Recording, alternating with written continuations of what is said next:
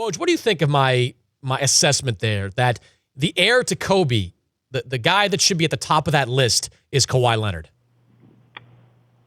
Chris, it's an interesting appraisal. I think that, you're right about this. Clearly a two-way player, and in his prime, Kobe was a great defender, an all-league level defender.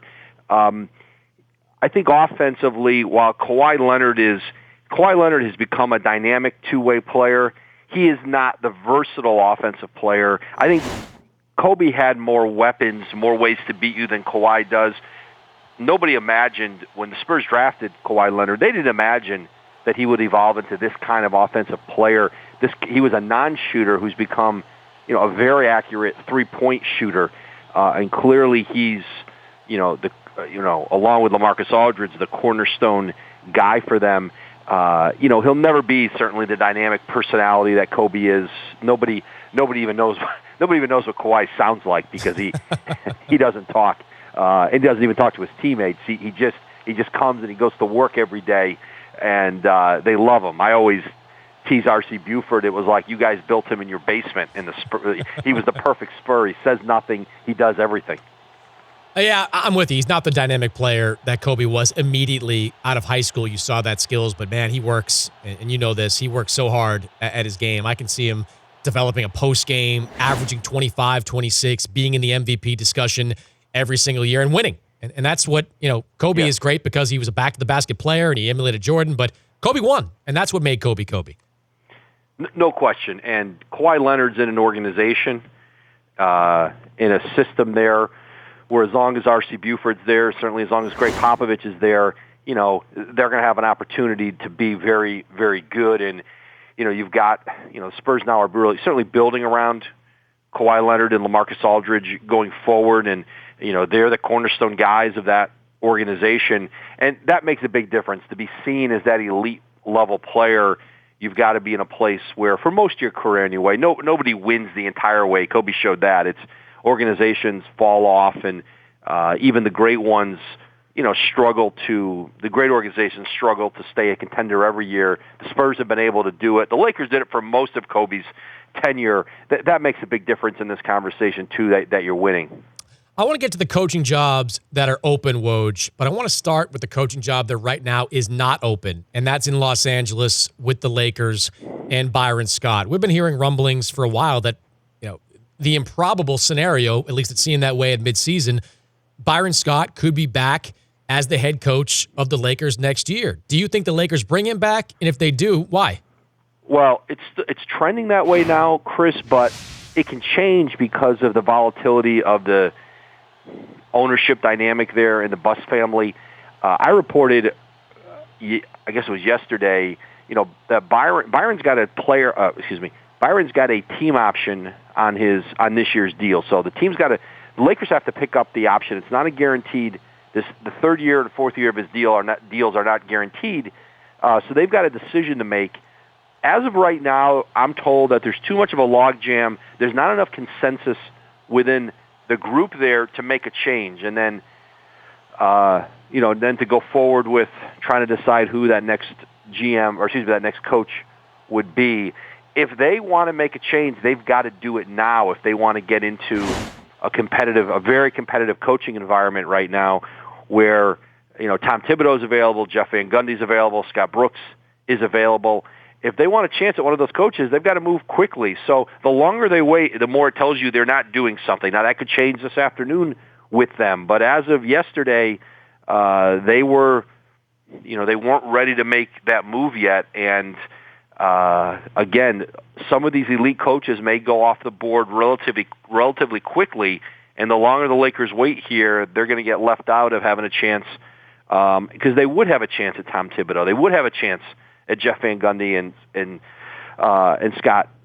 Scotty Brooks. Those guys would and will have interest in the Lakers job, and they don't have interest in all the jobs that are available out there on the market right now. But the Lakers, even in the state they're in, even in the total rebuild they're in, all those coaches believe that if you get in there and you can sell a program, you can get into free agency and have some success because players still want to play for the Lakers. How they resolve the D'Angelo Russell situation. It seems the simplest thing to do if they can't find a trading partner for Nick Young is just cut him and eat the money. Nick has not been a productive player for them for this year, doesn't figure to be part of their team in the long term anyway. But is there a danger, Woj, that sends the wrong message, that the guy that caused the problem is kept and the guy that was negatively affected by the problem is waived for the sake of chemistry?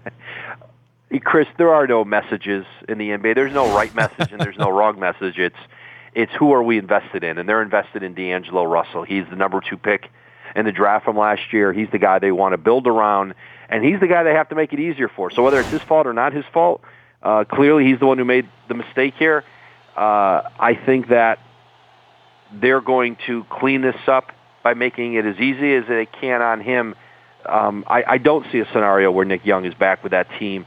And like you said, there's different ways to move him, either whether it's going to be trade, whether they have to waive him. But I don't see a scenario where he's back. They really kept him away from the team here down the stretch. He didn't play. And they've got to figure it out with D'Angelo going forward. They invested a lot in him by choosing him over Kristaps Porzingis, over Jahlil Okafor. They've got to make it work. They've got to make it as easy for him as possible. And whatever message it sends, that's their priority. And I think that's the direction the Lakers are going with this. We're talking to Adrian Wojnarowski, the editor of The Vertical over at Yahoo Sports. You can follow him on Twitter at WojVerticalNBA. On paper, Woj, it looks like the Timberwolves are maybe the best available job out there. Their president job is open. Their head coaching job is open.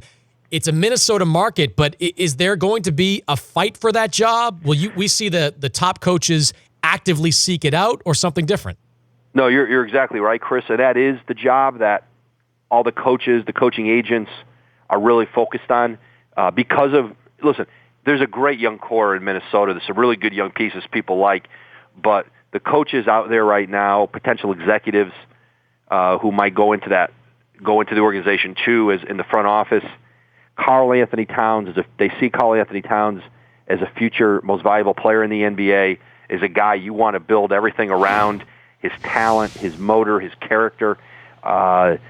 He's really benefited from having Kevin Garnett around him this year. I talked to members of the staff in Minnesota, and they just can't say enough about how Towns has embraced having Garnett and how Garnett has pushed him and taught him to be a pro, taught him to be the first guy there every day. If you want to be the leader of this team, you got to be the first guy to work every day, and Towns has been that.